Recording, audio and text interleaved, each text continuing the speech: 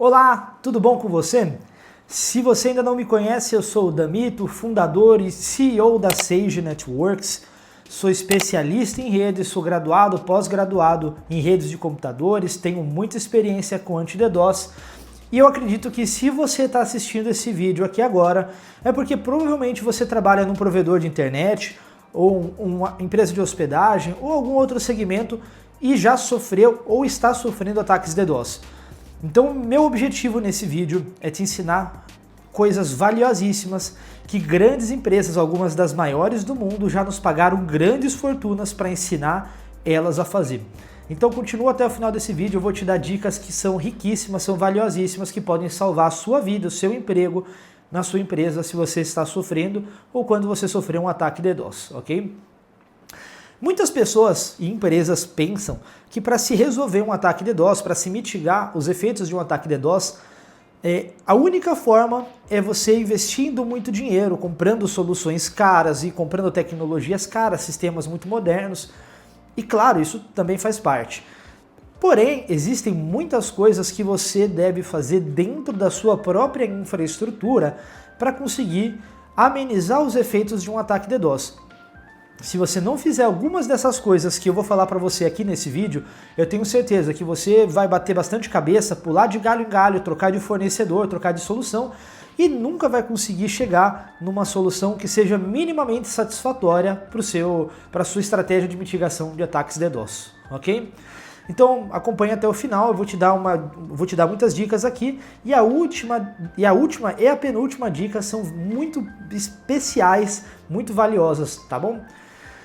A primeira coisa, tenha monitoramento na sua rede de banda e também de pacotes por segundo. As pessoas estão acostumadas a terem monitoramento apenas de BPS, né, de bits por segundo, de giga, de megas, de teras, né, dependendo da empresa, e elas esquecem de monitorar os pacotes por segundo. E por que isso é importante? Existem ataques que são de banda por segundo, que são aqueles ataques que têm o intuito principalmente de exaurir a capacidade dos seus links. Mas existem outros ataques que são pequenos em quantidade de banda, de bits por segundo, mas são muito grandes em pacotes, em quantidade de pacotes. São muitos pacotes, muito pequenininhos, e o objetivo desses ataques é, primeiro, fazer com que você não os perceba, e segundo, travar roteadores, travar servidores que não têm uma capacidade de encaminhamento de pacotes tão grande. Então monitore em tudo na sua rede, também os pacotes por segundo. Dica de número 2, IPv6. Já estou cansado de falar, vai ser muito difícil você achar um conteúdo meu ou um conteúdo da Sage que não fale de IPv6, mas é sempre bom relembrar.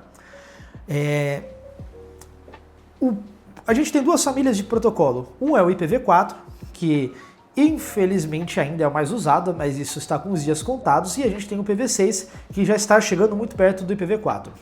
E elas são famílias de protocolos que são distintas, ou seja, quando você acessa um site por IPv4, é totalmente por IPv4, e por IPv6 é outra rede, é outra internet, tudo separado. Por mais que às vezes a infraestrutura possa ser compartilhada, é outra família de protocolo, e são coisas diferentes. E qual é a minha dica aqui? Quando você adota IPv6 na sua rede, você entrega até os usuários ou até os dispositivos finais do IPv6, se você estiver passando por algum efeito colateral de uma mitigação em IPv4, o IPv6 não vai ser afetado. Existem alguns ataques, os mais recentes são aqueles ataques de HTTPS Reflection, né, que a gente vê esses ataques como SYN mais EC, que causam um efeito colateral, às vezes, de a própria origem do tráfego, são sites conhecidos como do Google, como da Globo, por exemplo, bloquearem o acesso da tua rede aos servidores deles, porque do ponto de vista deles, é você que está fazendo ataque. Isso é o que a gente chama de reflexão. E aí, como é que fica? Bom, se você tem IPv4 e IPv6 rodando em dual stack, né, em pilha dupla dentro da tua rede, os assinantes não vão ser afetados, porque muitos desses conteúdos, a maioria dos sites tem IPv4 e IPv6. Então, quando o IPv4 for bloqueado, o IPv6 vai continuar normal. Isso se aplica também para quando você estiver passando por uma mitigação, por uma inspeção de tráfego, e o IPv4 tiver alguma lentidão, algum bloqueio, alguma coisa assim, o IPv6 permanecer normal. Então a segunda dica minha é: use e abuse do IPv6.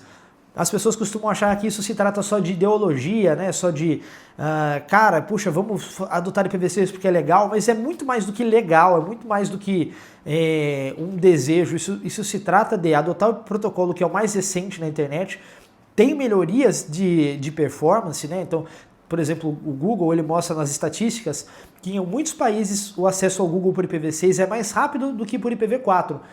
E tem um impacto econômico também quando a gente fala de anti-DDoS. Às vezes você está perdendo cliente na sua rede por causa de efeitos colaterais de uma mitigação. E se seu assinante tivesse IPv6, que não vai te trazer nenhum custo a mais, inclusive vai te trazer custo a menos, poderia resolver. Então use e abuse do IPv6. Terceira dica, use DNS recursivo local na sua rede. Nada de usar o 8.8.8.8, o 1.1.1.1, porque não é recomendado você usar esses DNS públicos, sobretudo durante ataques DDoS. Os ataques de reflexão e de amplificação utilizam desses servidores durante os ataques DDoS para atingir sua rede. E esses servidores, durante os ataques, eles podem fazer duas coisas. Ou eles mesmos podem bloquear as consultas da tua rede a eles, esse é um primeiro ponto. E o segundo, durante uma mitigação, dependendo do sistema que você usa, como ele está configurado, ele também pode acabar descartando consultas DNS a esses servidores.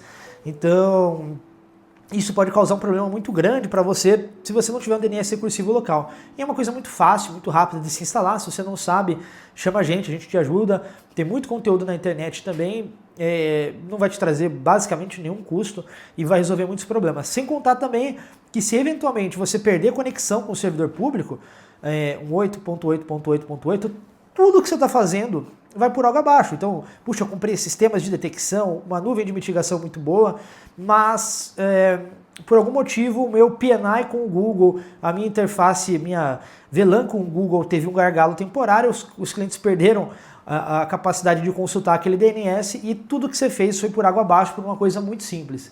Tenha DNS recursivo local na sua rede.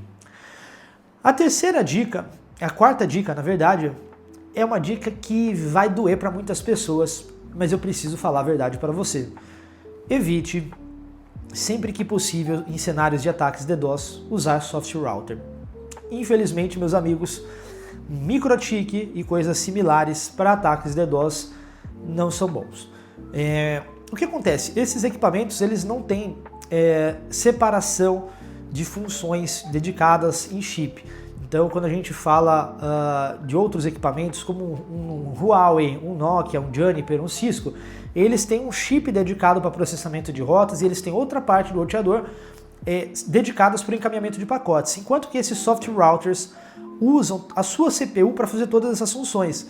E quando chega um ataque DDoS, até as funções mais básicas, como encaminhar pacotes, são prejudicadas, fazendo com que o roteador ele tenha o CPU exaurido e ele deixe de conseguir encaminhar pacote, deixe de conseguir encaminhar o tráfego de fato como deveria. Mas, quando a gente está falando de um outro roteador como o Huawei, por exemplo, se ele tivesse a CPU saturada, ele poderia ter um problema de cálculo de rotas, ele poderia ter uma limitação de ICMP de pacotes nele, mas a função de encaminhamento de pacotes dele continuaria funcionando normalmente, porque são funções separadas, o plano de encaminhamento de dados e o plano de encaminhamento de controle, coisa que não existe no soft router. Então, infelizmente, se você está sofrendo por ataques DDoS, eu recomendo fortemente que você busque, assim que possível, trocar por um outro equipamento, um hardware-based router como o Nokia, Huawei, Cisco ou Juniper. Mas eu sei que talvez não seja possível para você nesse momento. E aí eu quero te recomendar outra coisa. Bom, Damito, não posso agora trocar meu MikroTik, minha CCR, o que eu faço? E aí eu vou te dar algumas outras dicas relacionadas a isso. E a dica de número 5 é: não tente mitigar ataques DDoS, principalmente no seu MikroTik, com regras de firewall. Essas regras de firewall vão fazer com que o seu roteador processe muito mais dados e sature mais rápido ainda. Então não tente, você não vai conseguir mitigar ataque DDoS, exceto raríssimas exceções, com regras de firewall. Isso vai acabar piorando o seu cenário. Tá? Segunda coisa, use sempre que você puder, no seu MikroTik, regras de FastPath e FastTrack.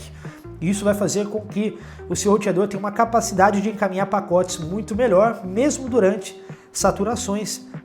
E essa é a minha dica de número 6. Utilize FastPath e FastTrack sempre que possível, principalmente sobre ataque de DDoS. Eu diria que isso é até mandatório. Se o seu MikroTik não tiver FastPath, a tua chance ela é quase nula. Tá? Agora, a dica de número 7, ela tem a ver com todos os roteadores, tá? Independente do fabricante, mas os soft routers, de novo, são os mais afetados por isso.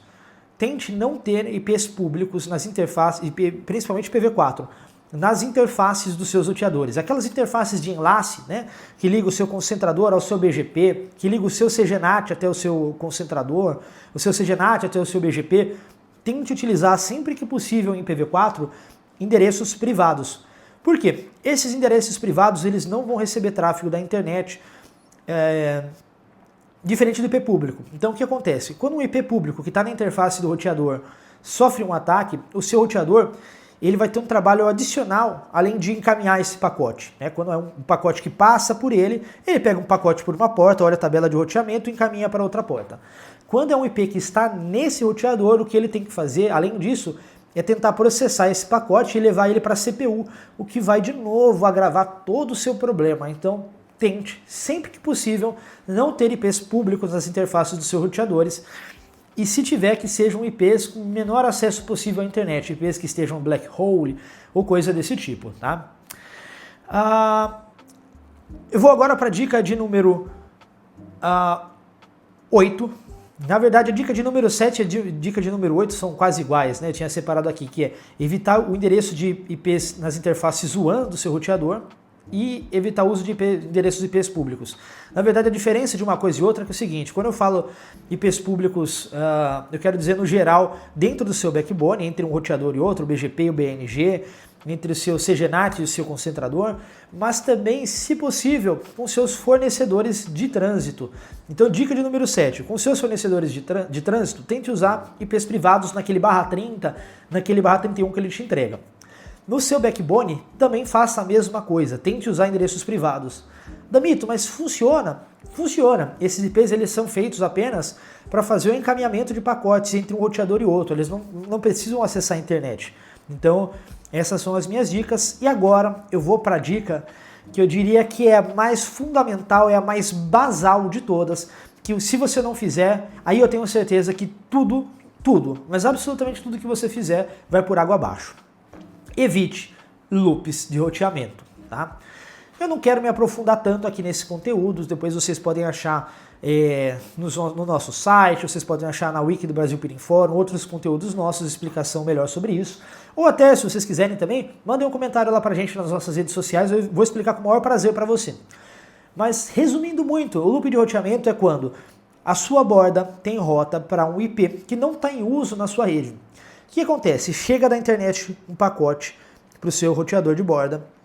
O seu roteador de borda encaminha, por exemplo, para o seu concentrador ou para o seu CGNAT. Só que o seu concentrador ou o seu CGNAT não está usando aquele IP. E aí, ou não tem rota para aquele IP. E aí a rota default dele é de volta para a sua borda. E aí o que acontece? Internet, borda, concentrador.